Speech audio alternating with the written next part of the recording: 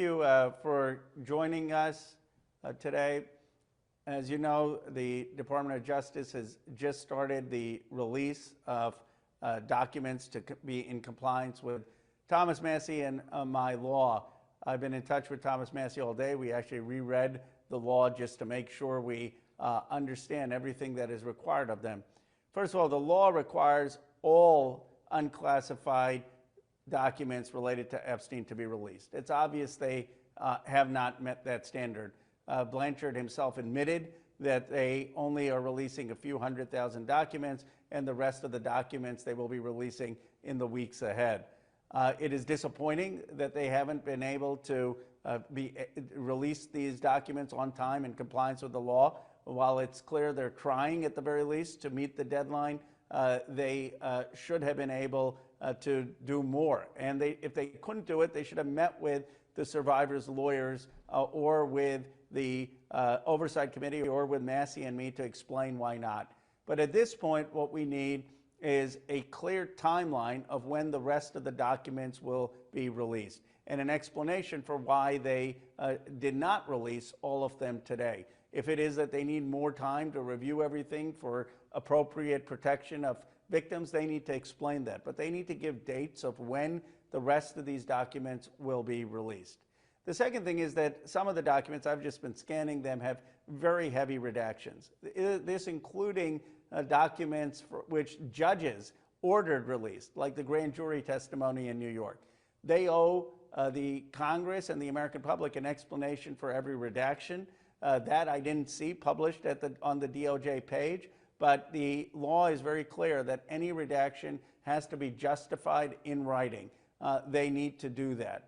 Third, from the survivors who I've talked to, they are appreciative that finally they're being heard, they're being seen, and documents are coming out. But what they care most about is that the documents come out that expose the rich and powerful men who either raped them, abused them, or were at these sex parties watching them be abused. There are many of these rich and powerful people. They showed up at these parties and they knew there were 16, 17-year-olds there.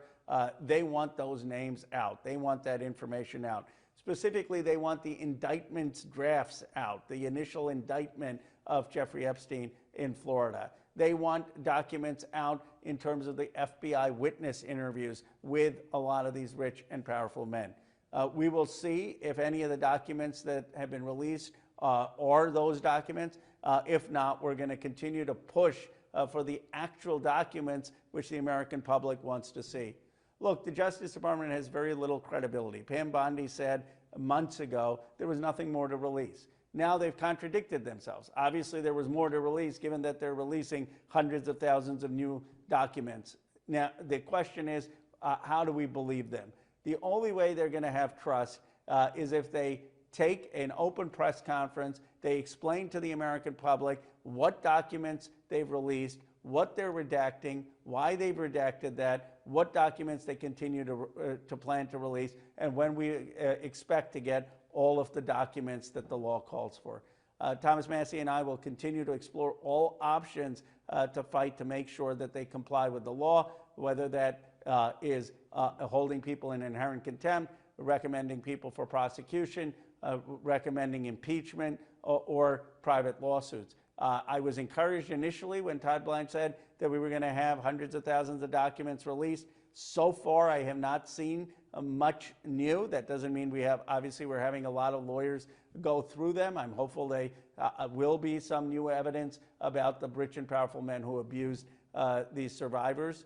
And that is what we're going to look for to see whether even the initial batch is in good faith or whether this is more stonewalling on the Justice Department's part. With that, I'm happy to open it up to questions.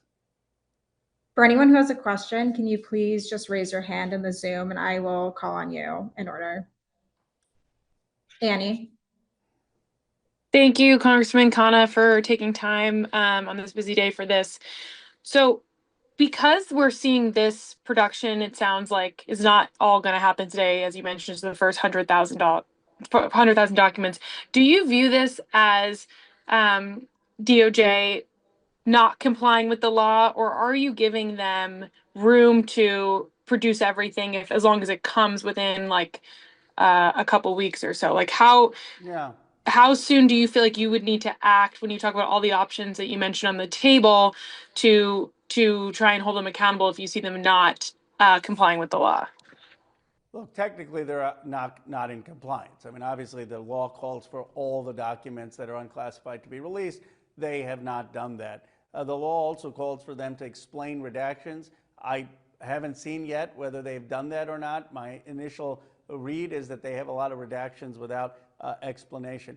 I'm less concerned about the full timeline. I mean, if they were to offer a timeline saying, you know, we need 45 days, here's what we're going to release. And I was confident that they were going to release everything, including the indictment draft, including the witness interview memorandum, including the information which we know exists because we've talked to survivors' lawyers who've seen the files that point to the rich and powerful men who abuse these young girls or covered up. If I know they're going to do that, I would give them some benefit of the doubt in terms of timeline. And if I knew that they aren't going to just release documents that are totally redacted.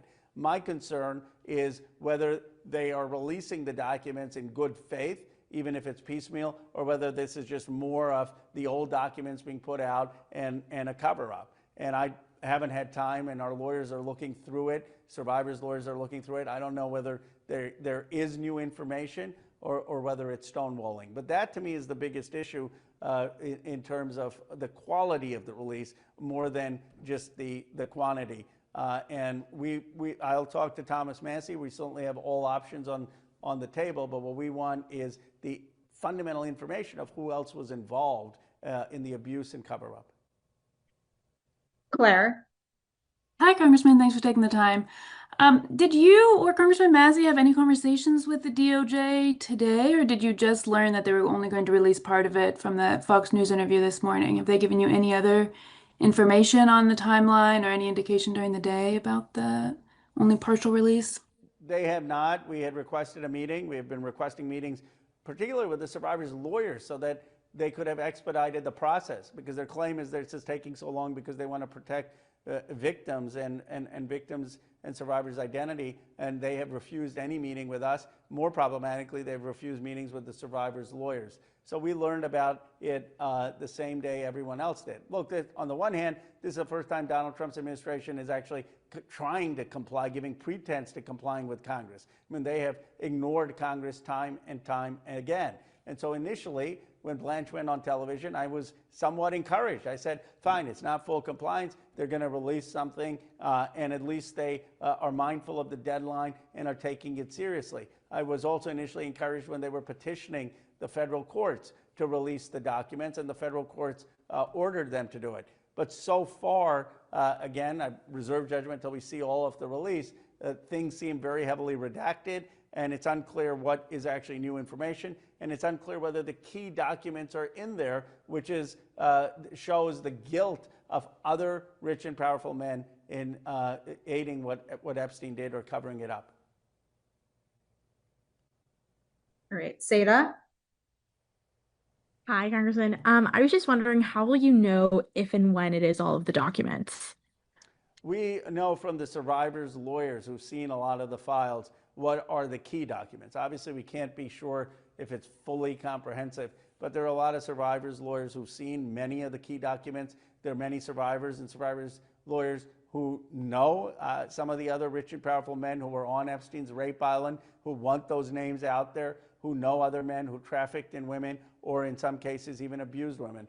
And if those names are not coming out there, if those witness interviews are not coming out there, we know it's an incomplete release.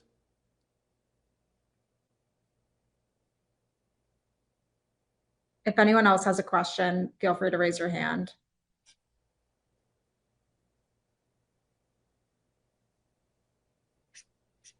Claire. Yeah, I'll ask another question. So what we calculated is that there's about 4,000, documents, pieces of information that they released today. That's compared to what Todd Blanche said this morning on Fox News, that there would be hundreds of thousands. I mean, what does that signal to you that it's almost 5 p.m. we only have 4,000 compared to what he promised of hundreds of thousands? My understanding, I didn't pay as careful attention. I don't know if he said hundreds of thousands of documents or hundreds of thousands of pages. The bottom line is it's not anywhere near a full release. There's a lot of redactions. And the question again is there anything that they're releasing that is helping answer the central question, who is this Epstein class and how to hold them accountable? So far, I have to say that the release has been disappointing from the initial read of it, but I reserve judgment until we go through all of the release. Again, what I'm calling for in terms of a constructive next step is for Todd Blanche or Pam Bondi to get in front of the country, to share the timeline for the full release, to share the explanations of the redactions, and to let the country know what they can expect. They have not been transparent, and that's why that's people's biggest concern on this, that they're hiding things. Chris, I know you had your hand raised. Yeah, can you hear me? Hi, Chris. Hey, Congressman. I'm curious for your thoughts on what Todd Blanche said in the letter to members of Congress that was sent earlier today, I think, where he said that they identified the names of about 1,200 victims and their family members and were redacting them. I mean, is that enough explanation for you, or do you think that he needs to, elaborate further? Well, that explains if that's the only redaction. But my understanding is that some of these things are completely redacted. I believe there was more than just redacting the victims' names and family members. If that is the only redaction, then that's reasonable. But some of the initial documents I've seen suggest that there are more redactions. I think he should be asked clearly, are there other redactions?